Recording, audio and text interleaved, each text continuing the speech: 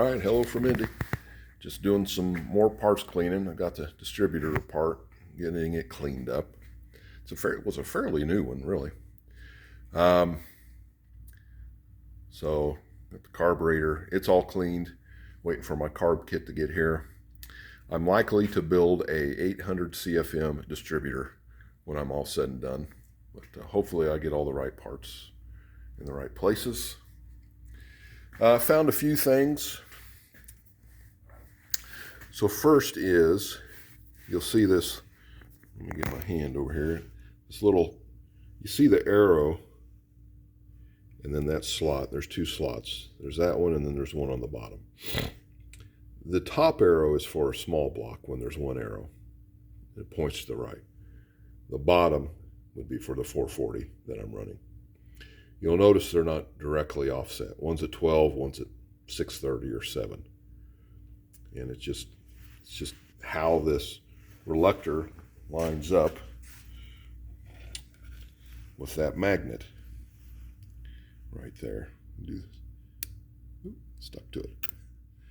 So anyway, the problem was when I took this apart, the roll pin was here. That would explain why, when this engine was still in the car, I had such a very difficult time timing it. It was backfiring and sputtering. I was a little suspicious that the cam that was in it may have been wiped out. Well, it's not going to run very well. Disaster there. So that was one problem I found. So just remember, if there's one arrow and you're running a big block, a 440, a 383, a 440, if there's one arrow, see there's only one, the roll pin goes opposite of that one arrow, goes right there. If there's two, it would go to the one that points to the left. The second thing is, I have found, let me get this, I'm going to replace this plastic pump arm. I hate those plastic ones. Come off of there.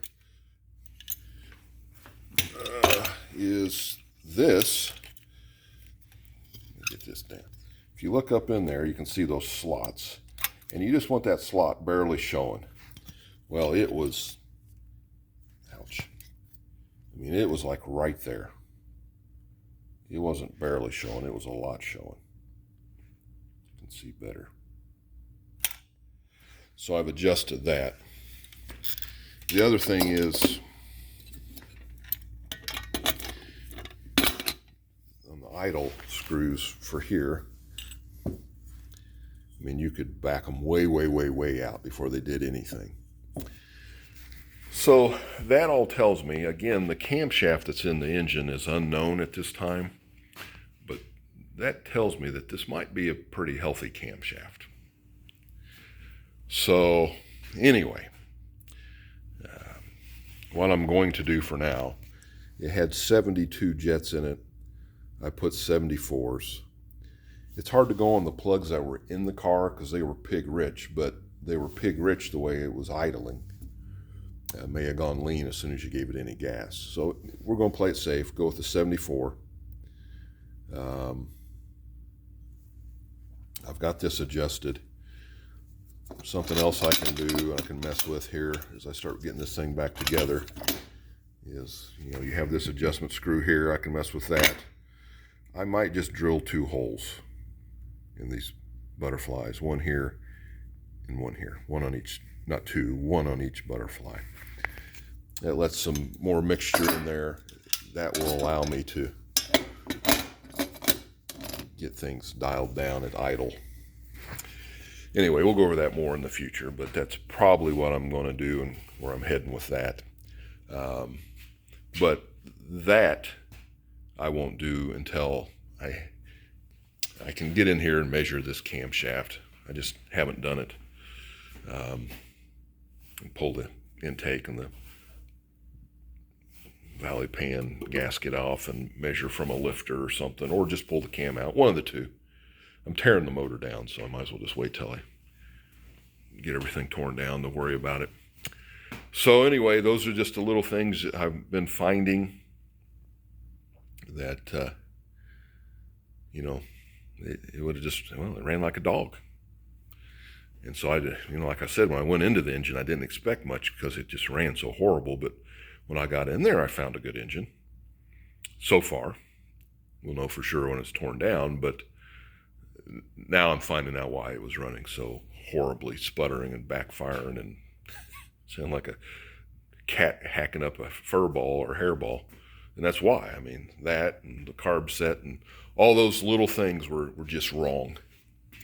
So anyway, decided to give an update on that, and working on all this stuff. So, and if I don't like it, I've got a few more carburetors to choose from.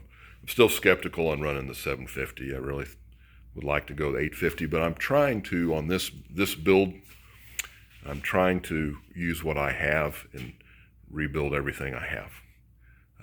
So I'm going to make a few things. Obviously, I've got to get a new gas tank. It's terrible inside. No choice on that. The manual steering and manual brakes, you guys know, if you watch my show, how I feel about those. So those are coming. And then probably all the brake lines and rebuild the brakes. But then everything else, I want to try to use what I have. Just clean what I have up and get in here with an SOS pad. I'm really big about things being clean. I hate dirty and filthy. So we'll work on that. But it's not warm today. And I don't know. We're looking at maybe 8 inches of snow over the next couple of days or more. So it's kind of hunkering down. Doing the nickels and dimes. This is the stuff you do when the weather's bad like this. And it's time consuming. So it saves you time when it gets warm. All right then, later.